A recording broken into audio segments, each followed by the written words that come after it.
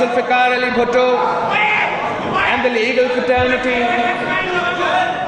the relationship between Shaheed Mohtarma Benazir Bhutto and the legal fraternity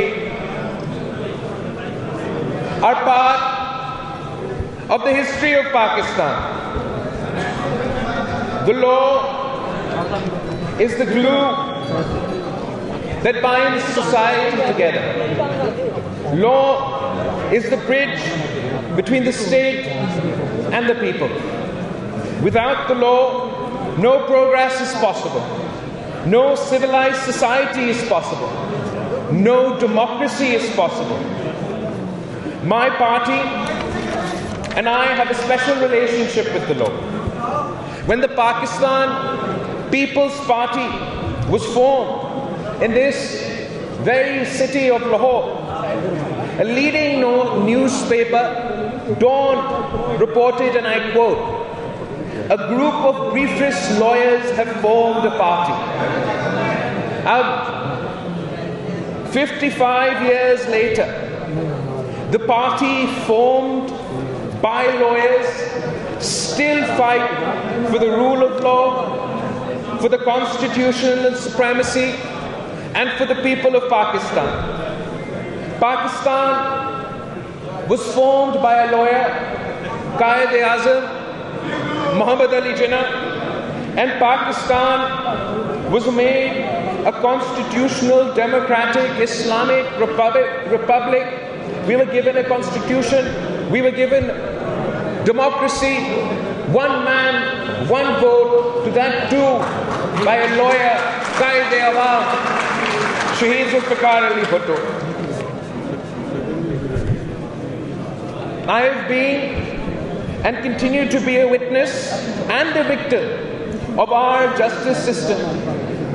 As a child, I accompanied my mother to courts and to meet my father in prison, who spent in total 11.5 years in prison without a single conviction.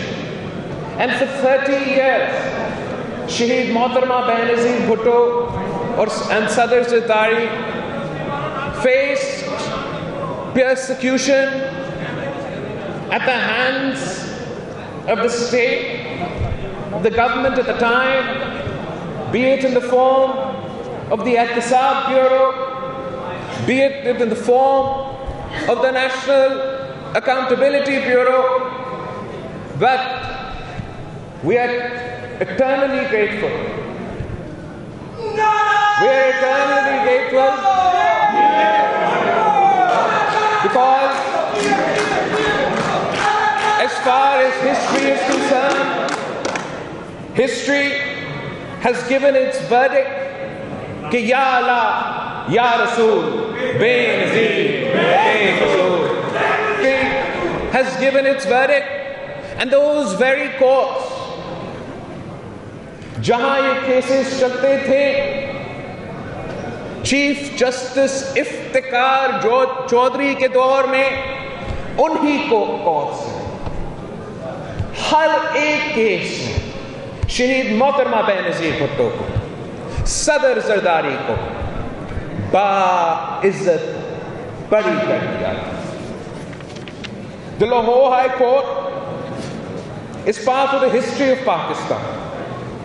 Shaheed Zulfikar Ali Bhutto was denied a free trial, and a conspiracy to execute his judicial murder was orchestrated at this very Lahore High Court. As I had said, as far as Sadr Zardari is concerned and Shaheed Mohtarma Benazir Bhutto is concerned, history is given the verdict and the court has also given its verdict.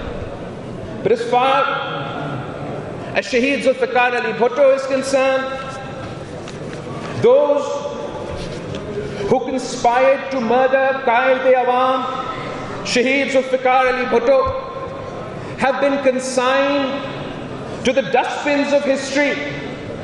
Their names are remembered as only a smear on the face of our Constitution, on the face of our Republic, on the face of their institutions. And Qaid-e-Awam Shaheed Zulfikar Ali Bhutto lives to this day in the hearts of the people. The verdict of history and the verdict of the Pakistani public is loud and clear. We still await the rectification of this historic wrong through the courts of Pakistan. This is not a personal request. When the presidential reference was sent in Shaheed Zulfikar Ali Bhutto's case, it was not because his son-in-law was the president of Pakistan asking for justice. It is because this is an injustice with the people of Pakistan. How can the people of Pakistan hope for justice from the law? How can the people of Pakistan expect justice under the Constitution if the founder of that very Constitution to this day still awaits justice?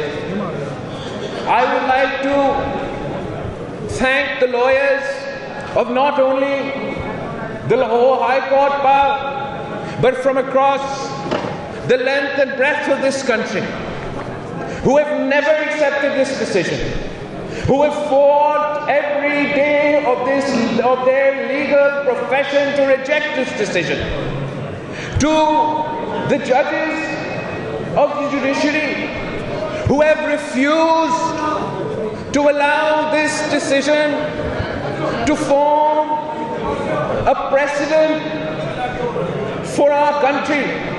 But it is time to remove this stain from the judiciary of Pakistan if we are to prove to the world that we in fact have a free and independent judiciary. A free and independent judiciary must free itself of the injustices of the past, of the historic wrongs, of the illegal decisions that endorse dictatorships, that endorse the rule of General Musharraf, that endorse the rule of General Zia-ul-Haq, but condemned Qaid-e-Awam to the gallows. We do not doubt how honorable our lawyers community are. No, we do doubt the honor of our honorable judges. But we expect that they right this wrong so that we can travel shoulder to shoulder and build a truly democratic Islamic Republic of Pakistan. The rule of law is the soul of a democratic system. The present selected government seeks to strip apart the rule of law. The responsibility to protect the rule of law falls on us, all politicians, lawyers, and judges. Sadly, history shows that we have thus far failed to discharge our responsibilities, and more often than not, the scales of justice often side with the oppressors of the people. There have been shining examples. Despite our history of mistreatment, we have not lost faith. We have not lost faith in the law as an ideal. The trials, the witch hunts, the tribulations have only strengthened our resolve to strive for a judicial system which is fair, which is just, and which is equitable. We are not fighting for one family. We are not fighting for one party, but against a system which fails millions of people. We don't get fair trials, are denied due process, and are denied basic facilities in prison. No modern state can function in the absence of a fair legal system. A cruel joke has been played upon the people of our country in the name of accountability. Undoubtedly, Pakistan needs a system of accountability, a system which is fair, non-discriminatory, transparent and efficient, not the present witch hunt and persecution of opponents and of those who expose the ineptness and the insecurities of the regime.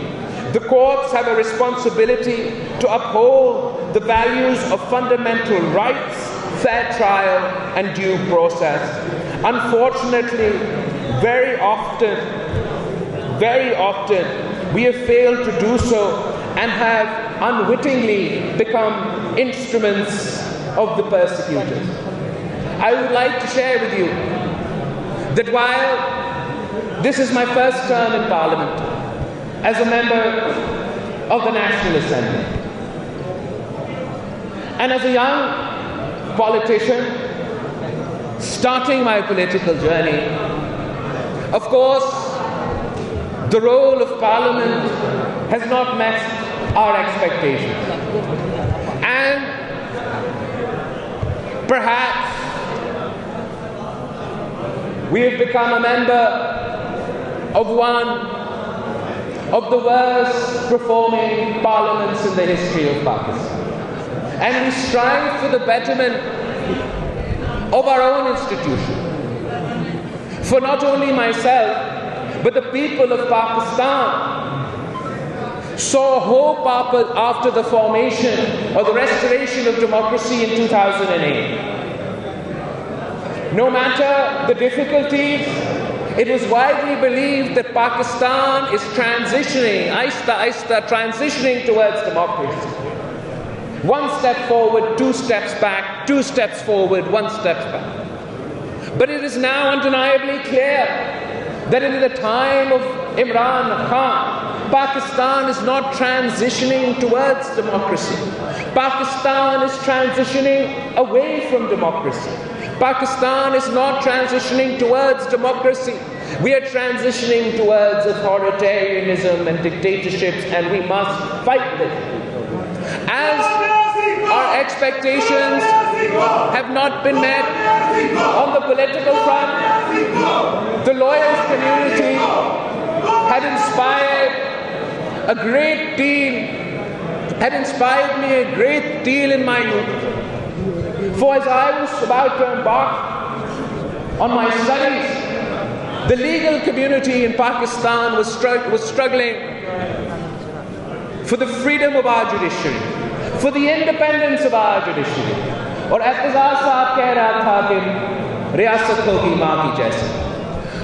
But unfortunately, Khosa Saab yahan baitha hai. I still remember to this day how his head was split open in the fight for the restoration of an independent judiciary.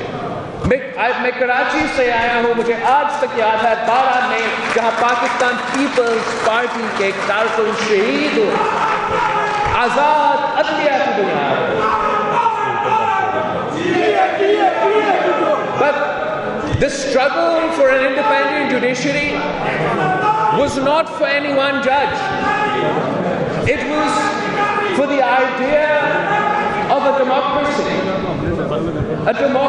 which could not function until we had an independent judiciary that was run on the basis of rule of law. And while we have the utmost respect for the legal community, utmost respect for our honorable judges, unfortunately, the expectations that we had during your movement, personally, I feel they have not been met. For me, For me, the Chief Justice of Pakistan should be deciding constitutional issues, not samosa ki कीमत, चीनी की कीमत.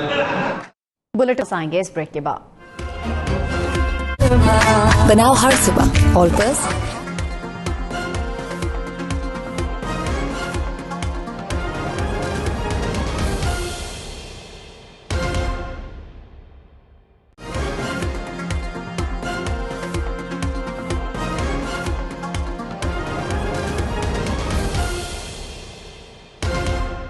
the meekest of the meek turn for protection. It is the one source of shelter for the poorest of the poor. And it is indeed absolutely an affront to this principle that we had to watch, unable to speak, unable to act, when instead of deciding the fundamentals of the legal framework, instead of confronting a full-blown assault on democracy that has resulted in this selected regime, some judges took it upon themselves to busy the courts, to busy the legal community on deciding which buildings should be broken, which buildings should not be broken. We appeal to the Honourable Bar, we appeal to the members of the legal community, we appeal to the honourable judges whose intelligence, dignity and honour are beyond question, that the fate of the judiciary of Pakistan, the fate of democracy is in your hands. There is the blood, sweat and tears of generations of lawyers that has contributed to the dignity of this profession. Justice Cornelius, there are so many justices that have made their mark on history, who are respected not only in Pakistan, not only in the region, but across the world. The fate of the future of the judicial system and democracy in Pakistan lies in your hands. We beseech you, we beg you, from those of us who have always bowed before the rule of law, from those of us who have always bowed before the Constitution of Pakistan, we beseech you, please save the judiciary of Pakistan, save the legal community of Pakistan. We have a choice. We're at a fork in the road. We can either set an example when on one side of our borders we have an extremist regime, on the other side of our borders we have another extremist regime. Pakistan has the opportunity to shine as a beacon of light, of democracy, of modernity. Or we could go on the wrong fork of the road. We can make a mockery of our parliament, we can make a joke of our judiciary. We choose to make the right choices. We founded this country, we founded a democratic, federal, pluralistic society. The lawyers of Pakistan have made every single dictator shake. वो डरते हैं आपके black coat से, आपके सामने, in front of you, there is no power, no authoritarianism that can withstand the might of a united legal fraternity. And this is why I choose to conclude by summing up what the Pakistan People's Party has decided: to challenge this regime of today and to call upon the legal community who once stood shoulder to shoulder with Qaid-e-Awam Shaheed Zulfikar Ali Bhutto, who once stood shoulder to shoulder with Shaheed Mohtarama Benazir Bhutto, to once again stand with the party founded by those briefless lawyers to save our constitution and to save democracy. The People's Party has decided to march, to lead an Awami march that will start on the 27th of February and make its way to Islamabad. We march to save our democracy. We march